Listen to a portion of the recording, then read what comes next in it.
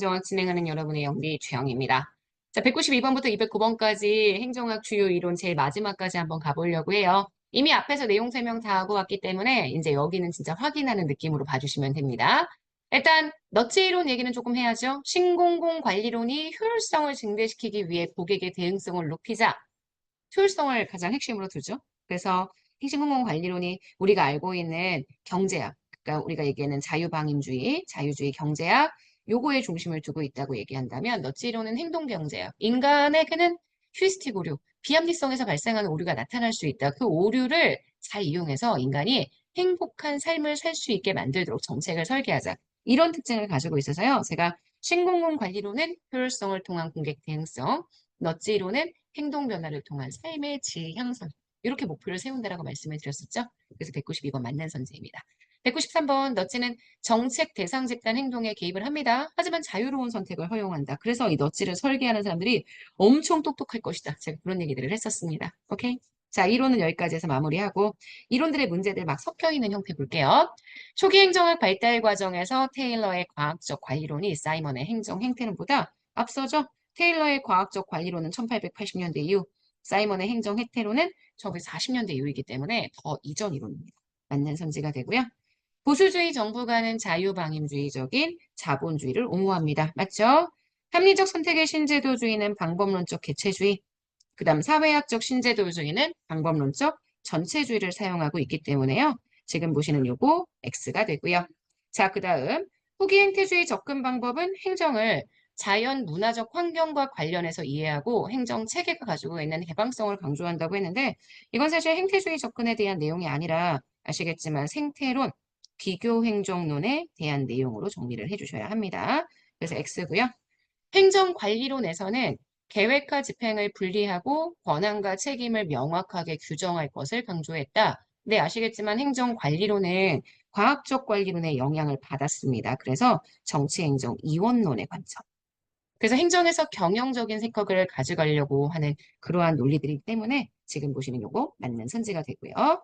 199번입니다. 체제론에 따르면 체제의 변화와 성장은 기존의 투입 견해형 상태에서는 일어나지 않습니다. 뭔가 새로운 것의 인풋, 구성 요소 중에 하나의 변화가 생기거나 새로운 이질적인 요소가 투입될 때 발생한다라고 이야기하기 때문에 지금 보시는 이건 맞고요. 이걸로 인해 엔트로피가 사라지게 된다라고 말씀을 드렸죠. 자, 200번입니다. 과학적 관리로는 최고 관리자의 운영 원리로 포스트 코브를 제시했다. 이거는 아시겠지만 과학적 관리론이 아니라 행정관리론에 관련된 내용, 바로 균lik의 내용이기 때문에 이거는 틀린 선지가 됩니다. 사이먼은 인간 행태에 연구 초점을 두었고 행정의 과학화에 기여했습니다. 맞아요. 비교행정론의 대표적인 학자인 리그스의 프리즘적 모형은 농경, 산업, 그 어떤 형태도 아닌 개발도상국 연구에 적합한 모형이다 라고 얘기할 수 있습니다. 자, 203번입니다. 사이먼의 원리주의. 자, 사이먼은 원리주의자들의 원리, 그 과거에 과학적 관리론, 행정 관리론, 요거 설명했었던 그런 학자들, 그들의 원리들이 과학적인 실험을 거치지 않은 격언에 불과하다는 비판했다는 거 많이 얘기했죠? 생태론적 관점, 외부 환경이 환경 행정 체제에 영향을 미친다는 시각, 환경에 대한 주체적인 역할을, 행정의 주체적인 역할을 경시했다는 비판을 받습니다. 미국 행정학의 지적인 위기를 지적하면서 아마 정부 실패에 대한 위기를 이야기할 거예요. 인간의 이기적 합리적 존재로 전제하고 공공재의 공급이 서비스 기관 간의 경쟁과 고객의 선택에 의해서 이루어지는 시장적인 시스템을 제한한 것, 공공선택 이론의 특징입니다. 자, 206번. 탈신공공 관리론은 신공공 관리론의 역기능적인 측면을 좀 교정하고자 합니다. 통치 역량을 강화시키고자 해요.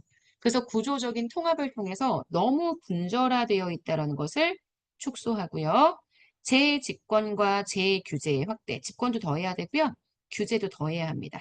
그래서 제가 분절화, 축소, 재집권, 재규제 이걸 통한 중앙의 정치 행정적 역량의 강화 이런 걸 강조한다고 말씀드렸죠. 206번은 X입니다. 발전행정론은 환경이 행정에 미치는 영향에 주목하면서 개방체제 관점에서 행정이 이 환경을 잘 이용하고 극복할 수 있어야 한다라고 얘기하고요. 208번. 리거버넌스 주장했던 로제는 정부, 시장, 시민사회 간의 네트워크 강조하죠. 자, 그 다음 제일 마지막 내부성의 문제는 정부 실패를 초래할 수 있다. 내부성의 문제가 정부 실패의 한 유형입니다. 이 정부 실패의 유형들 때문에 결국 정부의 개입을 줄이는 그러한 형태의 해결책들이 등장했다라고 얘기할 수 있겠네요. 자, 여기까지 보시면 우리 오늘 굿모닝 행정학 마무리입니다. 자, 여기까지 해서 일단 금요일 수업 내용은 정리했고요. 토요일 수업 2장 정책론 내용 내일부터 들어가도록 하겠습니다. 여러분 오늘 하루 정말 여러분 거고요. 내일 아침에 만나도록 하겠습니다. 여러분 안녕.